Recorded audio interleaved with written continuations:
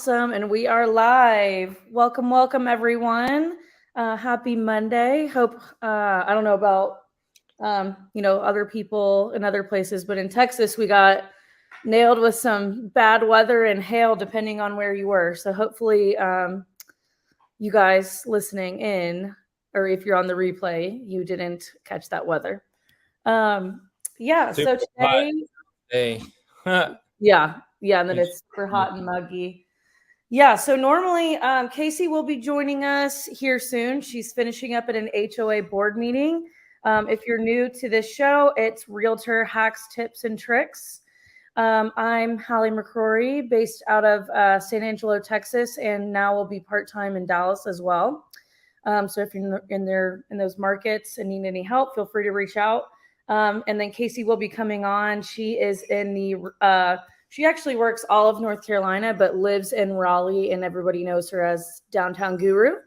And then today we've got one of my good friends and, just business partners, Alex Salazar. He's based in San Angelo as well, but works a lot of different Texas and Arizona markets. So he is one of my most trusted real estate investors, especially when it comes to creative financing, owner financing, subject to, topics like that. And he consults with my father-in-law a lot and helps him on deals. And it's super impressive because Alex is pretty young and just carries himself very mature and has been really successful in this industry. And he actually did this kind of topic for my team specifically. I don't know, how long ago is that? Maybe like 3 months ago? I want to say it was, are we in May? Yes. I want to say that was sometime in February. Yeah, I think so. Yeah. And it was relevant then. I mean, now the market's picked up a little bit more. Interest rates even more. Yeah, but for a while there, when interest rates went up and we weren't seeing a lot of movement on houses, I mean, me and agents on my team, and I'm sure agents everywhere else, we were getting a lot of calls from investors, saying things like, hey, would your seller be open to terms? Would your seller be open to transferring the note and letting us pay the mortgage? And sorry, and my dogs, of course, are eating right now. They're like little pigs snorting. So if you hear snorting, it's not me. I guess I know, being in the investment market with my husband and his dad, Cole and Colin, I was familiar with what they were saying. And at the time, Cole had gotten signed up with Pace Morby's sub-2 community. So I still had a lot to learn from you guys, but I was thinking about it and I'm like, how many other agents are getting these calls and not knowing what to do with them? And it's only going to get more popular from here, in my opinion. Not sure about yours, but I guess I wanted to have you on, and especially I just got back from Tarek's flipping summit, not this past weekend, the one before that, and Pace and Jamil were there talking about creative financing, and they're just making jokes about how they hate working with real estate agents. And I'm like, I get it, because I'm sure there's a lot of these agents, that get these calls and they're like, I don't know what that is. It's obviously illegal, probably. And so I'm just going to tell my clients that it's not a good deal for them and it's not in their best interest. And I'm sure there's even some that are going against our standard of rules, which is that you have to present every offer you receive. And I'm sure there's some agents circumventing that because they just don't have the education on what or how to handle creative financing terms with their sellers. So yeah, that's a whole long-winded answer on why I wanted to have Alex on, along with his expertise. But I think it's just going to be really important for a lot of agents to know whether you believe in creative financing or not. I think it's important to know how to handle it and to know how to present offers. So yeah, welcome, Alex. Long-winded introduction, but Fine. Thank you Hey, for coming on. absolutely. Hey, Hallie, can you hear me? Yes. Okay, awesome. Hey, what part of North Carolina did you say that your friend was from? She's in Raleigh. Oh, wow. I've actually I was talking to a buddy of mine, and he's actually heavy in that market. I said, "Hey, dude, like I want to get in the North Carolina market." He was like, "Dude, it's super, super, super hot." Yeah. That was literally like a week, almost 2 weeks ago. Yeah. Uh, So when she comes on, yeah, we'll connect you that's guys. awesome. And Yeah, she's her and her fiance, they're heavy in investing too. They actually do a lot of commercial stuff as well. So if you were interested in commercial side, they're very heavy in that too. But she's mostly, well, I would say she's probably 50-50 residential and in commercial. commercial. Yeah. If I I had, don't just had to guess. I don't know much about commercial. I know single family, multifamily. I don't know anything, Yeah.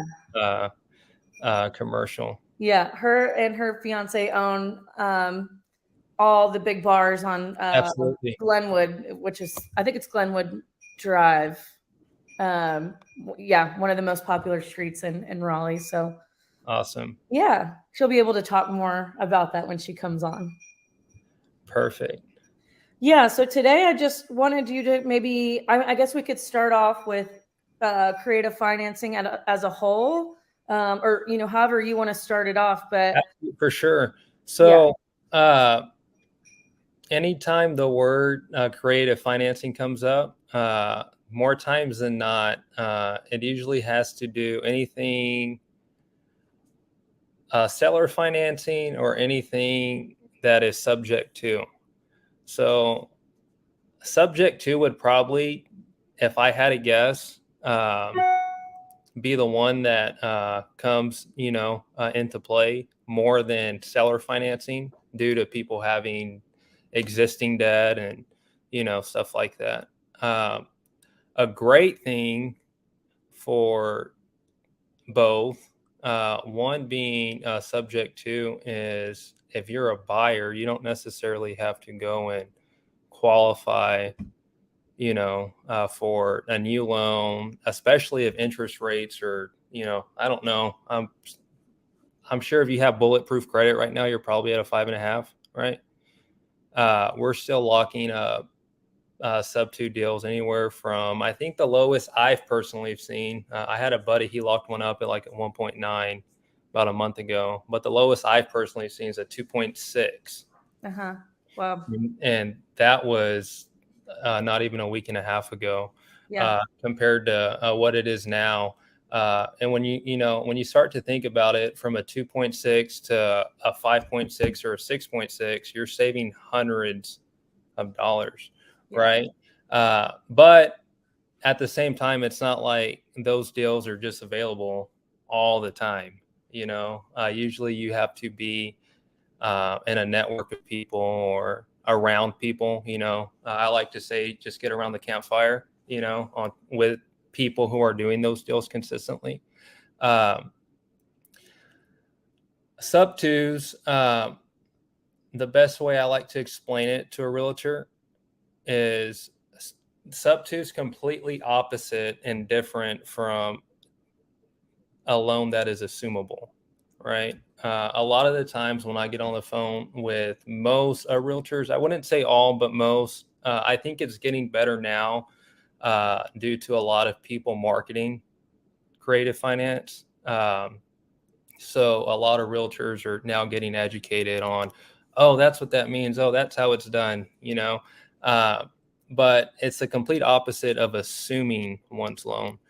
So all subject to is, and they've been doing this since I was actually reading a thing not too long ago, a couple of days ago. They've been doing this since the 1950s and the 1960s. It was super, super common, where you have debt in lien position number one, right? And they want to sell their house for whatever reason. And those days, you're talking, about 70 years ago, 70 to 60 years ago. In those days, what one would do, and it's no different now, it's super the same. They would just take over one's debt, leave the debt in place, and take over payments, right? The benefits of that, like I said earlier, is if you're the buyer, or if I was a buyer, or if I'm just a homestead buyer that doesn't qualify for the traditional loan, right? Funding is already in place. There's no need to go out and go through all the underwriters, all the loan officers. I actually bought my primary residence. It's funny because I actually knew about creative finance when I bought this one, but I wasn't too savvy on it. And at the time, this was before COVID hit, so this was before the market kind of just skyrocketed. But at the time when I bought it, I've been self-employed my whole life. Literally, I want to say we put in the offer on a house shortly after. I think it was like 4 or 5 days later, the offer was, accepted. The sellers were out of town or something like that, out of the country. When they got back, they accepted the offer. Long story short, it was something new every day till literally the last 2 days before we closed that they were needing from me on my end. Granted, I was self-employed, so I'm sure the process was a lot more difficult versus your traditional, W-2 kind of worker. But I remember her name's Ashley. She would call me or shoot me a message. Hey, Alex, they need this, this, this, and this. I'm like, dude, what the heck, So a cool thing when you take over someone's debt, you kind of jump all the chaos, and all the hurdles. Not saying subject twos for every seller or it's for every buyer, but it's a great tool to have, whether you're an investor like myself or you're a real estate agent that can help a seller in a situation like, hey, seller, dude, we've had your house on the market for 160 days, 180 days. We have some offers, but you don't really have a lot of equity there. Something like that would be a great tool to have in your tool belt where you can help bring a solution to their situation. There's been times where, because creative finance is just something, that's just a tool, that I do. But before creative finance, I used to just wholesale, right? Wholesale is totally different from seller financing or subject to. You're offering literally 30 to 40 cents at the dollar, and you piss a lot of people off doing that. But with creative finance, it's totally opposite. Right. You can offer them retail value, but on terms. I think with the best relationship that I present to realtors that I've been doing now the past 8 months, because it used to just be wholesale. Now, I'm sure you know it, Hallie, the market has changed a lot with people who fix and flip due to interest rates being high. Right. Not just interest rates being high, but it costs a lot, even with like private money. It's just more expensive, So when that happened, and I started noticing that, like, man, we're not getting any more traction like we were doing. We were doing 3 to 4 to 5 deals, right? Wholesale deals, and now it's like, dude, we'll be lucky to do a deal or two, Right. a month. But when I pivoted to, hey, creative finance is a whole lot easier than wholesale. It's a whole lot easier, and you'll have a better conversation with the seller. Like, hey, seller, I'm willing to get you the number you want to be at, but how much time will you give me to do that? Right. That's usually the way I'll kind of bridge that. Creative for a seller. I was working a deal. Well, I'm currently working a deal. It's not done yet, but that deal in particular, the seller is in foreclosure. Mm-hmm. And I'm sure you know the process. Usually when you're about to be foreclosed on, you get a letter in the mail, or you Hmm. get informed right X amount of days before you know uh, that happens. In some states, they're called like notice of defaults. In Texas, you get them every Tuesday, right? Um, well, with that one, they listed it on the market for, I want to say it was for 495. It's a beautiful home. Um, yeah, 495.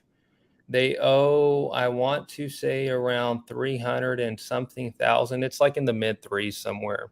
But it had been on the market for quite some time now, and they weren't able to sell it. I want to say the only offer they got was, it was in the mid fours, but after fees, commissions, and stuff like that, they were actually going to have to write a check out to get their house sold.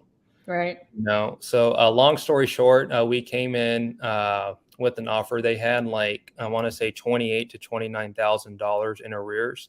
So arrears being uh, payments that they've missed, plus interest, plus penalties, so on and so forth. Hmm. So in order to get the loan reinstated, it was around 20 something, or it's around 20 something $1,000. But the realtor was super, super awesome. When I didn't reach out to her, but when I want to say it was Krista who had reached out to her initially, but when she had reached out, she said, "Hey, we got a deal, or a potential deal. They're open to terms. They need to move fast. Like, they have a ticking time bomb that's about to expire." Um, I said, okay, catch me up to speed on what's going on, what's the details on it. And she gave me the rundown. I said, hey, that's not a bad deal. We can get the loan reinstated, keep it in place, and, just find a homestead kind of buyer where that won't be their forever home. The interest rate is good, and it's like a 3.2, phenomenal interest rate. So, but if the realtor, you know, wasn't opened, and I wouldn't say educated, but just being open, just being receptive to, hey, you know what? There's different methods, there's Right. different ways, so not only are we potentially, going to buy another property that we can ownerify out, right, and just wrap it. Um, but first and foremost, we were able to bring, with the help of the realtor, that was representing the seller, we were able to bring a solution to their problem, Okay. versus them going through a foreclosure, right? Um, I think the best thing for, well, one of the best things, there's many, but dealing with people like myself, is, people who invest creatively, whether it's just bringing, um, a cash buyer to the table, or kind of facilitating the deal that needs to be orchestrated on terms, whether it's subject to or seller financing. I think just being open to it, even if you've never heard of it or it's kind of foreign to you, Hmm. like, hey, I've never heard of that. It sounds illegal. It sounds like we're going to get in trouble doing this, but, what do you have to say? Uh, of course, that's not every realtor. I think that's probably literally 30 to 40% of the time I'll get that. And if I were to talk to 100 realtors within the week, only about 30 would probably be, hey, yeah, let's have the conversation. Yeah. The others, and it's not because they don't want to do it, it's just it raises a lot of red flags, Yeah. especially people who have, like, FHA loans. Hmm. Those are, and a lot of creative people won't tell you this, but those are, it's not a huge hurdle to jump. I actually told your seller this today. I didn't know it was an FHA. I was thinking it was conventional, or I didn't think it was a VA, but I thought it was a conventional kind of loan. Right. But she was like, "Yeah, it's an FHA. Does that change, like, the picture?" I said, "No, it doesn't. I mean, we are going to have to jump a hurdle, but it's nothing major at all. Yeah. The only difference there is, um, there's a lot of gray. when you're dealing with anything FHA, because it's a government backed loan. Right. So a lot of title companies, they won't touch it. They won't touch the transaction. But usually with those, we'll self-perform them, buy them without title insurance, and so on and so forth. Um, um, Can I pause you for 1 second? yes, go for it. So just to keep everybody up to speed, when we say owner or seller financing, It's the same thing. yes. So that when we talk about that, the seller is actually acting as the bank and loaning money basically to the buyer. They'll create a note, is what we like to call it, just to keep it layman. Yes. They'll create a note. It's usually, if they're owner financing it, Mm-hmm. it's in first position, Mm-hmm. right? So they'll create a note.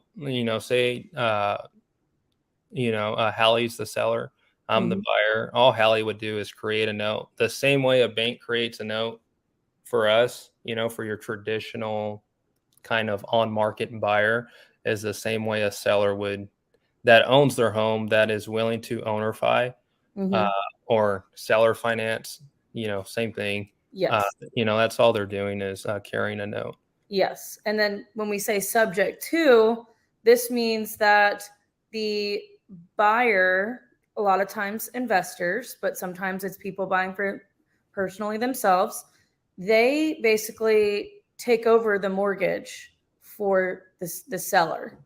And everything transfers into their name, but except for the mortgage, that stays in the seller's name. So the deed will transfer the debt. So the deed and debt are two different things. Yeah.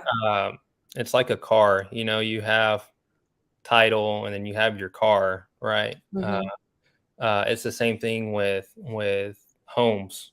You have your deed, and then you have what they call a mortgage. All a mortgage is a loan based on what one's income, right? Right. So deed and debt. Yeah. And all that staying in the seller's name, like Hallie said, is the debt. The deed will be transferred, not all the time, depends. Okay. The deed will be it depends on and I don't want to get into the weeds because we'll be here for hours. Yes. But it depends on how savvy the investor is. Just being honest, a lot of people, will prefer that the deed is not recorded. So the deed's just kind of put in a fancy secured mailbox, and then once they want to record it, they'll record it, right? Okay. Yeah. But that's not all the time. I'm seeing that more and more. Seeing it a lot now. It kind of makes me want to start doing that. Like, hey, I'll just, I just won't, we just won't transfer the deed either. But usually most investors, they want the deed to the house, because a lot of investors, they don't just buy for cash flow. They're wanting not just appreciation, but they're wanting it for tax reasons, so they can depreciate the property for several different reasons. That's what makes it risky. Okay. And then there was one other term I wanted you to explain too.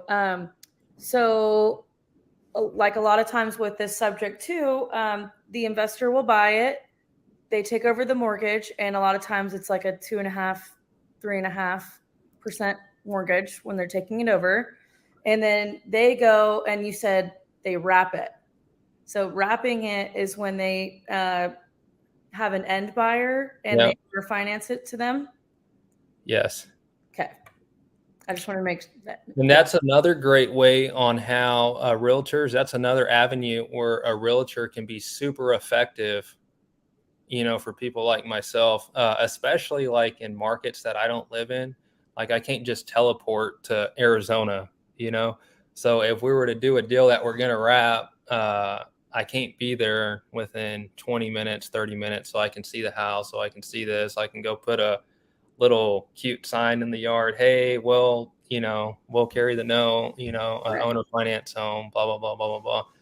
A lot of the times, realtors like yourself, they have buyers who are interested in owner finance homes, Right. Mhm. so that's another great avenue where an investor and a realtor can kind of stand shoulder to shoulder and walk side by side. Love it. Okay, good. Lisa Reyes is one of my friends, and she lives in Mesa, Arizona, and she was at the flipping summit with me. Yeah, Okay, actually, I one saw more. her comment there. That's what makes it risky for the buyer. There's no title insurance. Hey, so what? I actually told your dad this. No, not your dad. Your father-in-law. I'm so Yeah. sorry. It's funny because I'm like, Second when dad. we're talking, I'm like, "Hey, Cole, your daughter," and I always refer to you as your daughter to him. Uh, but I told Cole, I said, Cole, you want to know what's odd? This I probably told him this a month ago. I'm sure he remembers. I'm like, I've never known people like doing deals in Arizona, whether it was wholesale or whatever, or creative deals. Most people don't care for title insurance over there, at least the buyers we deal with. You know, Mm-hmm. a lot of the people here in West Texas, it's totally different. Like they will not buy unless there's title insurance, Right. which is I'm pretty like, neat. that's what I'm used to. Yeah. Yeah, I mean, and I totally understand what Lisa's comment there, because it does make it risky if you don't know what you're doing. Yeah. So I guess as when I first started learning about this, and as a primarily as a listing agent, I'm sitting here wondering, well, what are the repercussions for my seller? Like, are they still one? What happens if the mortgage company finds out that we're doing this? Two, um, what if they want to buy later on? Does this affect their debt to income ratio? Can we talk about those, um, worries that a realtor might have? Yeah, for sure. So the DTI, their debt to income, Mm-hmm. uh, and I know there's probably I don't know if any of my buddies will watch this, but they'll probably argue with me later about it. It varies, and I'll just be completely honest and Yeah. transparent. A lot of people are going to hate that I'm saying this, but it's not 100% that your DTI will not be affected. Right. It all depends who is underwriting your new loan for you. So Mm-hmm. what happens is, if Hallie had a home and she was going to sell it to me subject to, right? So Hallie has debt that's already on the property, right? And we'll just say she's willing to sell it to me sub to. So we work out an agreement. We come to terms that make sense for all parties. I give her X amount of money so she can go on about her life. And that's me kind of buying her out of her situation. And in reward, she's allowing me to take over her debt. A lot of people don't like debt. I love debt. So what happens is, say Hallie were to go get another, we'll just say a vehicle. Uh, Most people who sell subject to, they're not going to be buying a house a month or Immediately. 2 months later, but we'll say, 3, 4 months, we'll say 4 months pass by and Hallie wants to get a vehicle. It is going to come up that she has a house on 123 Main Street and that she still owes 200 grand on, you know. A good thing for Hallie is her buyer, when he did buy, her house sub two, me as a buyer, we're getting that house serviced by a third party company. And you want to do that so there's a paper trail Mm-hmm. of payments being made. So when Hallie goes and she's talking to whoever the underwriter is, because most loans have an underwriter, um, for her new vehicle, they're going to be like, hey, what's up with your DTI is kind of high. You have a payment of $1,200. And Hallie's like, no, I don't. Like, that payment's been being made, the past 4 months. It all comes down to who the underwriter is. And that's just me being honest. A Yeah. lot of people will see that the loan is being serviced, even with the documents that you file them, but it's up to them for them to do a debt to income declaration, and Mhm. most don't do it.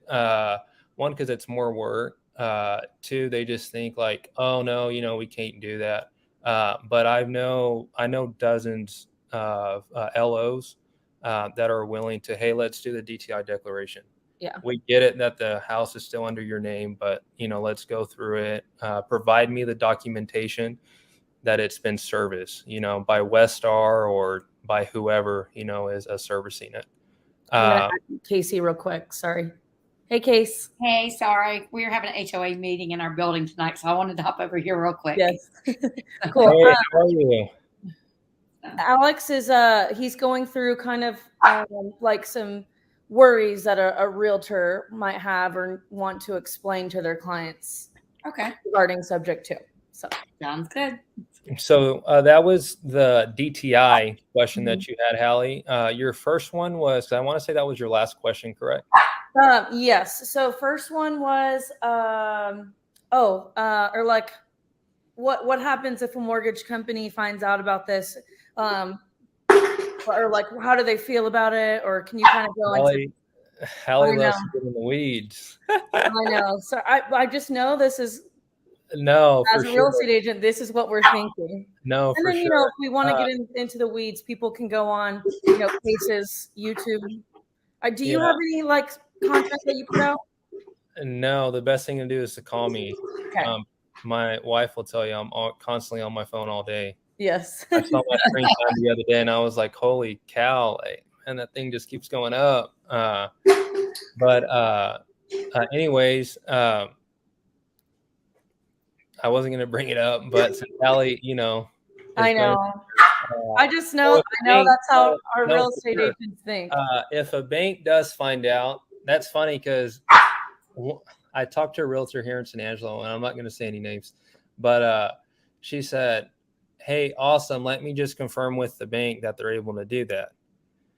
And I'm like, yeah, let's not do that, Yes.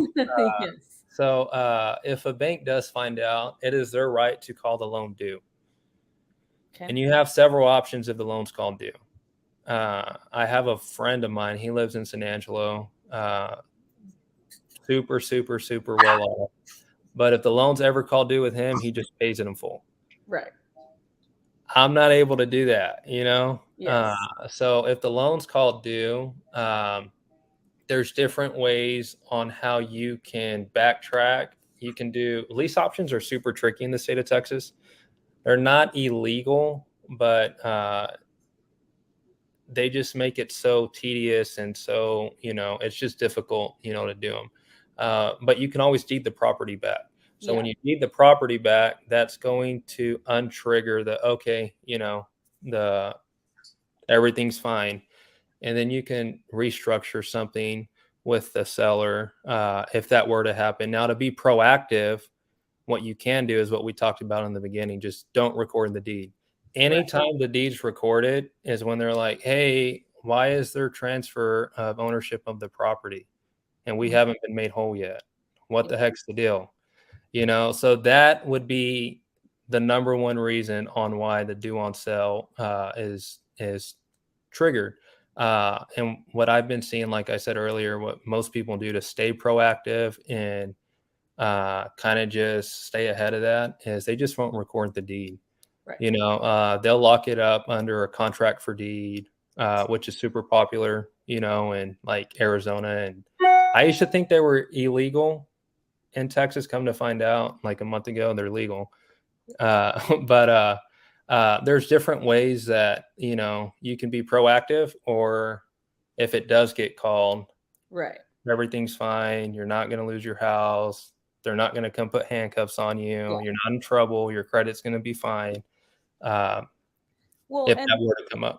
Another thing too, I want you to mention. I mean, out of all the deals that you've done, subject to never. Okay, but look, I haven't done like 1,000 sub 2 deals. I've done a lot, but I haven't done thousands of them. Yeah. Well, like Pace has, and Pace has only been said like 2 or 3. Yep. And he's done crap load. Yeah. And all he it did doesn't come up often that it is No.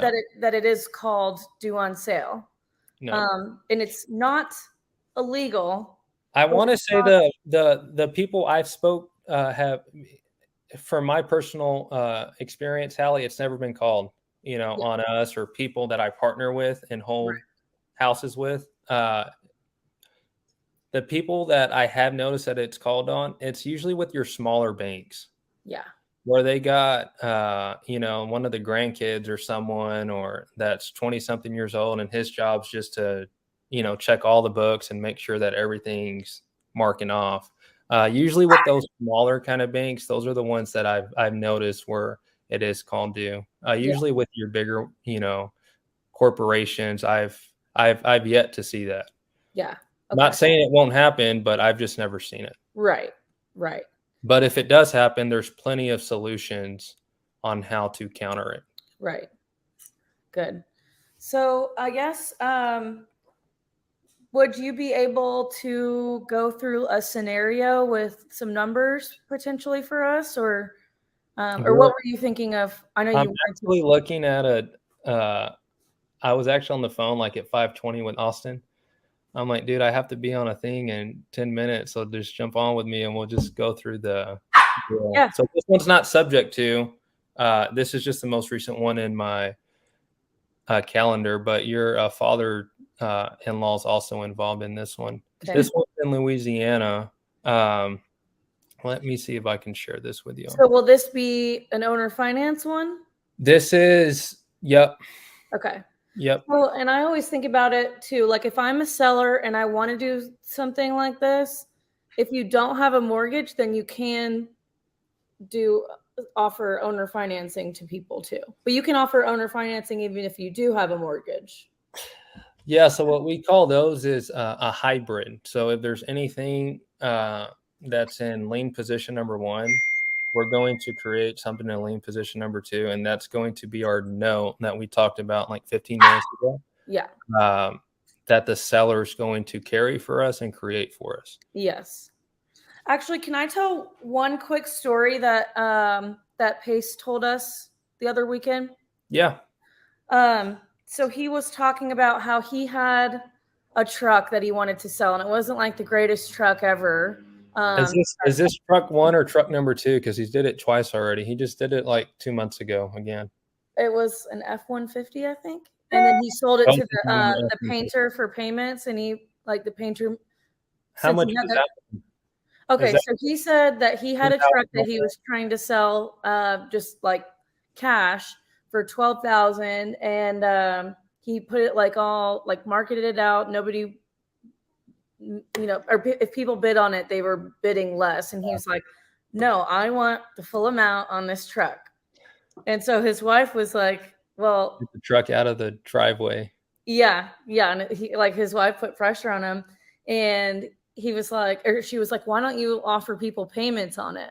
And of course, as soon as he offered for people to make payments on it and not have to, or like go through a conventional loan and buy it through a loan, and then as soon as he offered payments on it, he got an offer from someone for like $16,000, $4,000 over his asking price. Yeah. And he was like, when you offer payments to people, a lot of times they don't care what the value, what you think the value of the truck is. And he was like, I ended up becoming friends with the guy who bought the truck, and he's a painter, and adding this, however much the payment was, adding this truck to his fleet, it made him like $7,500 more a month, or I don't know. And he was like, do you think, it came full circle, and he's like, do you think this painter guy cares about how much the car, like what he purchased the car at, or what if he thinks it's undervalued or overvalued? Because if he's making $7,500 more a month with that truck, he got a good deal on it. Yeah. So I guess he goes into why like that's the same thing with sub 2. Like you can offer, like if a lot of them, a lot of times we'll get investors lowballing on properties as real estate agents, because there's not, the spread for them to get a cash flow. But with with subject to, they can get that lower rate, and then they're able to offer more for the purchase price and potentially meet people at what they want. So it's a win-win for everybody. Yeah, there's I think more times than not, I usually always pay over retail. Yeah. I It's don't crazy. think I don't think there's a time we've bought a house sub 2 that's been oh no, you know what? I don't know. More times than not, we're either paying retail or a little over retail. Right. But that's fine with me, because we're getting the deal, and our bottom number is what, that's all we care about, And it's better for sellers' tax purpose. It's better for sellers on taxes too, because the taxes are deferred. Yes. So I won't go get a lot into that, but there's also a way they can defer taxes as well. Okay. If they were to sellerify it. So if your house is worth 200 and you get them 200 on terms, there is a way they can defer all of that. Okay.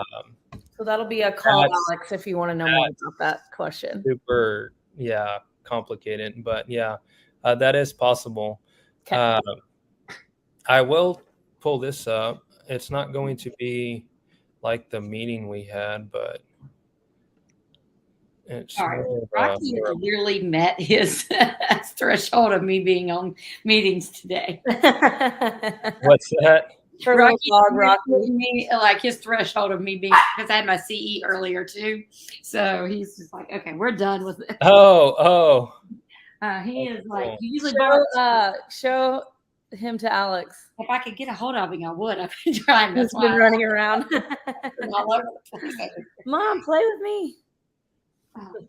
He found a bottle. He's doing all kinds of. Do you need help with the present? No, I think I got it. I'm going to close this door real quick. What do y'all see like a calculator? Sorry. It's like a spreadsheet, maybe. Oh, yeah, I'm so sorry. So it's a spreadsheet to y'all. It's a calculator to me. I was like, it's a. Why'd you say no? That's not a calculator. That's a spreadsheet. Yeah. So this, let me see. Let me just share my whole thing. Hold on, so I can pull the houses up. Hold on, Hallie. You're good. Present, share screen. Just share my entire screen. Entire screen. Window.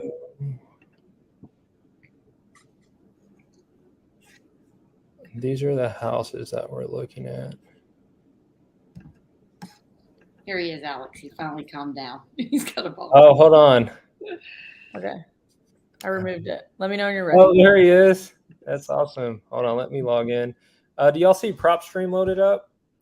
There we go. Yes, now we do. Okay, awesome. So, Hallie, and I'm sure you got a text message this weekend from Cole, correct? About having a realtor here in this area? I don't think so. Oh, well. I'll call him after. So this is a package of, there's 5 houses, but I've only been able to locate 4. PropStream is not the best for values. Mm-hmm. What you see there. What I like to see is just basic information, right? So I'm going to just go through this super quick, show you all the houses. I don't think, let me see. We just see the PropStream updates right now. I've got my little baby too. Do y'all see 10 Chester Street? No. What in the world is going on here? Hold on. I'm on it. It's a sweet baby. Do y'all see 10 Chester now? No, I think you need to close. It says PropStream updates.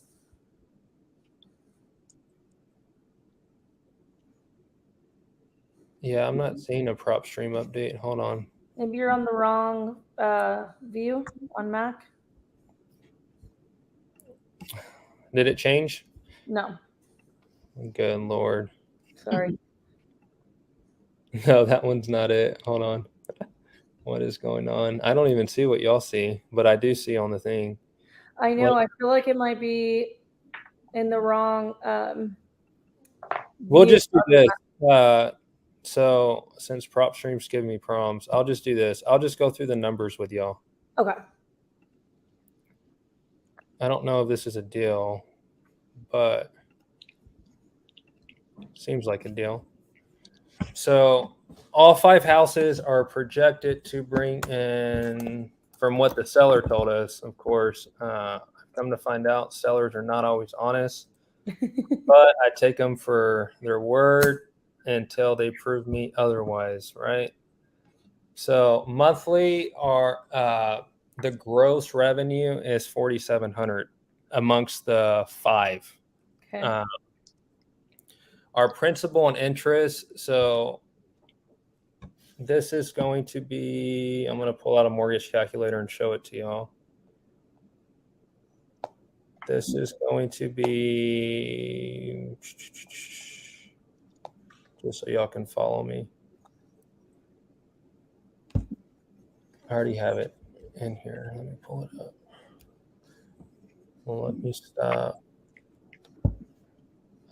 Let me see. Y'all let me know if y'all can see that. Yeah. Yeah. Okay, so it's 320,000, for the 5. Okay. We're going to offer $15,000 down Okay. at a 3.5 interest rate. So she was fine with 4% at 300 grand, but usually what I do, because I know how interest works, especially the first like 7 years of, your loan, a lot of your payment just goes straight to interest, so what I like to do to get interest rates lower is I will up my purchase price just to bring down the rate. So we were at 300 grand at 4%. Now we're going to offer 320 at 3.5% at 15 down. We're going to do a 20-year arm with a 10-year balloon. Okay, so let me bring back the calculator.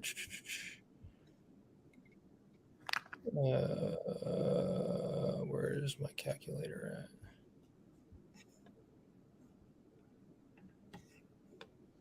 Share screen. Present.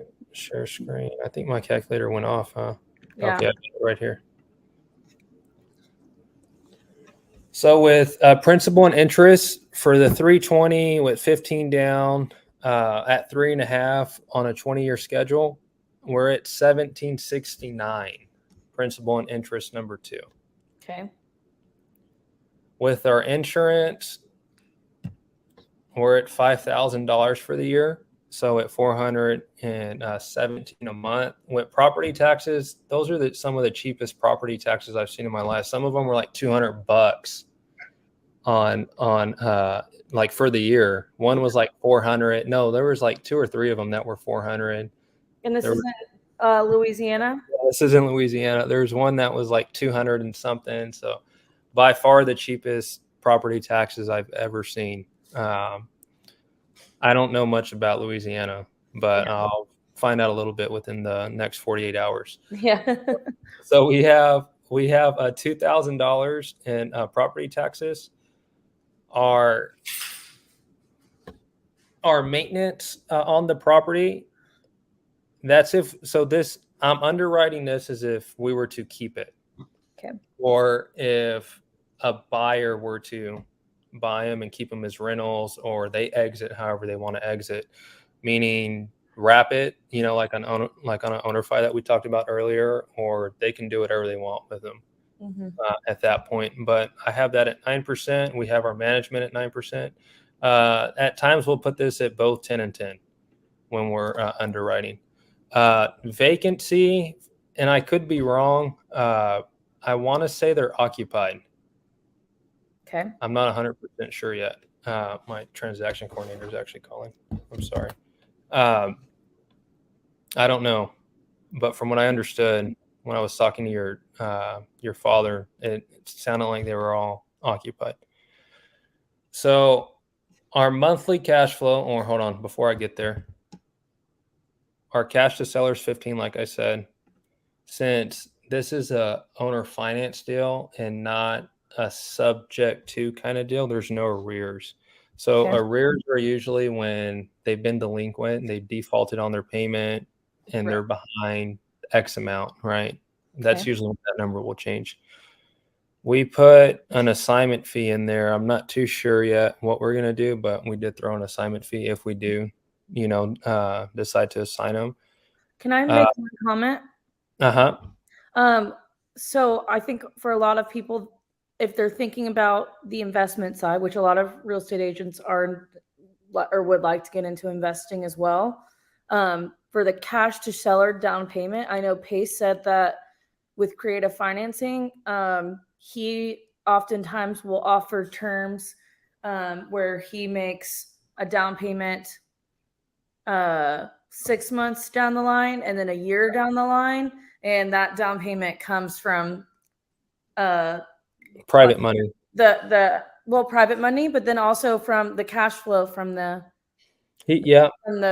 like renting it you can out also once do he that. has it in his You possession. can put balloons also on your. That's getting super creative, but Paces want to do that. Yeah. Sorry, I just thought that was a cool little thing he mentioned. So So this 15,000, like what Hallie's sharing, if I only had like 5,000 to put down and I really wanted the deal, and I have money tied up, I'm like, hey, seller, I only have $5,000, but can we put like a 12 to 16 month on the remainder of the 10? Even though we already have a 10-year balloon on the full purchase price, can you give me, I don't know what y'all call it in y'all's role, but a down payment assistance for the extra 10. Yeah. So I could use this cash flow, the 1,500 a month, that we should be netting in our pocket. Of course, if this number's right. If that number's not right, if that number's like, I don't know, if that number's like 3,000, then that changes up a whole lot. I would have to change that. I'll just keep it the same from what the seller told us. But yes, this can be on a balloon too. The assignment fee, because it costs to do business, even when I keep a deal like that I'm going to add in my personal portfolio, I will still pay myself like a $5,000 assignment fee. Though I'm using my own money or private money, because it costs to do, we have overhead costs and we have marketing costs we have to pay. It costs to find deals and get deals under contract. That deal, this assignment fee is this amount. Our closing costs, we put 9,000. I don't know if it's going to be less. It more than likely will probably be less, depending on who we use. Our holding costs, we put 4,500. We put 250 in marketing. So our total entry fee, we're looking around 49 grand, just to buy these 5 properties. That's a lot of money. Yeah. That's a lot, especially in Louisiana. But I do like that number. I try to be at least 15% minimum. So that number, almost 37%, is super enticing. I just don't care I told Cole, I said, Cole, I don't know if I want to hold any property there in Louisiana, but we can assign it. So that's what the assignment fee's in there for. Because I do have buddies that do like Louisiana. They know more about it than I do. So this number is all they're going to care about. Right. That number, and like we spoke about earlier, the 3.5% interest rate, which is super, super, super enticing, especially, for a time like now. It was the terms Pace used when he drew the note that he bought money to and helped that property. Awesome. She was with me when Pace told us gotcha. about it. About the truck? No, so this was he had a seller in Arizona that she wanted 110,000 for the house, and it probably wouldn't have a praise for that. So he, he talks about finding the bunnies. That's a whole nother, you can probably YouTube Pace Morby bunnies.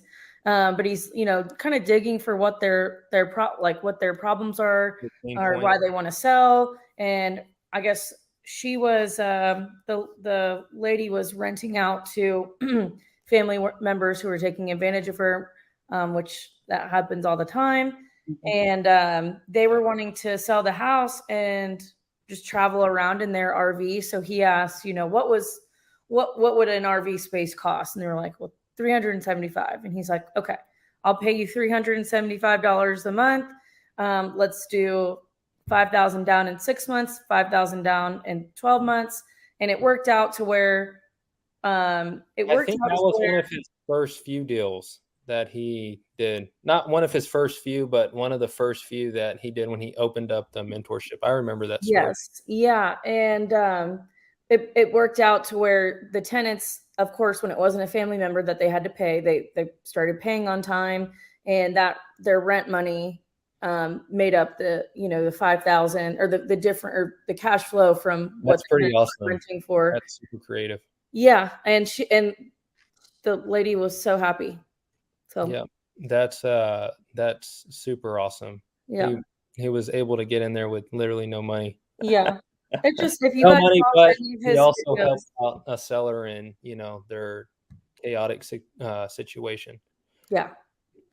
It's very just inspiring, because I think a lot of people think of real estate investors as being these like skeezy, people who just want to take advantage of people. And it's so opposite with Pace and with you, Alex. Like, total opposite. You guys go out to help people. Say that again? I said it's super opposite for me. I feel like I'm on the other end of that. Most people take advantage of me at times. Yeah, well, I've seen you guys help out people, and obviously with Pace's story, and it just, there's so much good that can come out of this. So it was really heartwarming to if you watch any of his YouTube videos. I mean, it's just it's amazing that he can build wealth for himself, help other people at the same time. Absolutely. So I think all in all, Hallie, a great way for realtors to have an awesome relationship with people like myself and the Pace Morbys of the world is, or anyone who just does creative, stuff, or is educated on it and is doing deals and understands how the process looks like, is, and Hallie will, testify to this. I message her often. Hey, Hallie, can I have all the expired listings and all the deals that are on the market for X amount of days? One, it costs us literally no money to generate those leads. They're free leads. All we got to do is, get phone numbers on them and hit the cell phones, or, SMS blast them or something. But that relationship in itself is super effective. Deals that have been on the market for a super long time and aren't moving, deals that have no equity, that are just sitting there because a seller's upside down, or, they got the house out maybe 2 years ago and they're trying to sell for whatever situation that they're in. And like the story I shared to start the show off with, that seller would have to write out a check to sell their house, but in return, we're just catching up the arrears, and we're going to, write them out a check to put in their pocket. Right. In return, we're taking over their debt, Right. But I think that would be a great way if a realtor is wanting to establish a relationship with an investor, or make money with an investor, or, hey, like, this house isn't moving here, just send us an offer, I'll present it with, with the seller, and so on and so forth. You do get realtors, though, that will not present a creative offer. Or at least they're supposed to present all offers. I would hope so, but I think I've gotten more realtors that don't present our offers than not. whatever markets I'm in or that we market in, I try to only have 1 to 2 realtors at the most. Right. That I have a great relationship with, that I can trust, and that we can all make money together. We're still willing to pay your 3 to 6%, commission fee, or, whatever they charge. Not just that, but we usually pay the realtors up front, and hey, let us orchestrate the deal. Let us structure it. We'll handle all the headaches. Y'all get paid. We help the seller out, and we get a property, Yeah. So. Yeah. So from my experience talking on the real estate end, I just closed one with Sonia, one of your partners. And, when I was first brought into this, okay. Yeah. So when I was first brought into this deal, I was like, I don't know. I know how this works, but I'm not sure if I'm allowed to be doing this. I don't know if EXP allows us to do this. So I talked to our brokers. I talked to a few different ones just to be sure. And since a lot of times investors don't use our promulgated forms that are, done through the Texas Real Estate Commission, which is fine because you guys are preparing it, or, you have your own attorney preparing it. If it's not a promulgated form, we're not allowed to explain how the contract or what's being said in the contract, since we are not attorneys and we're not experts in this non-promulgated form.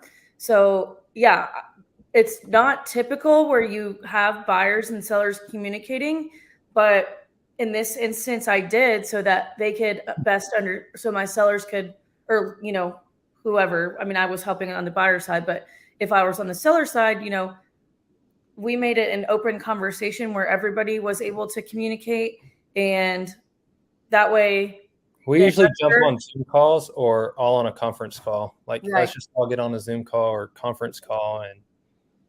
Right. So, yeah. And then that way you guys can explain how the process works.